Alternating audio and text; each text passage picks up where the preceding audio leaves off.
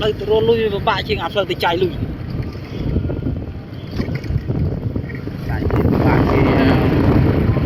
lần từ chạy lui play nhang nát cái tầng này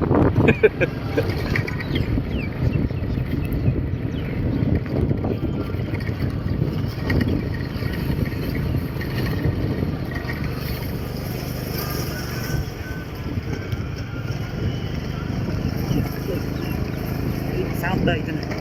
sao cái dừng của mình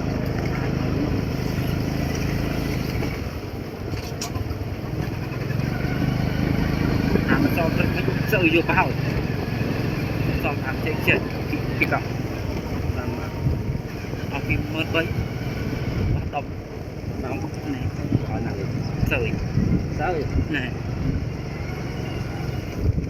tôi bị thả mau nữa karaoke không á thì thật bắn tôi bỏ đâu mà bỏ kịp không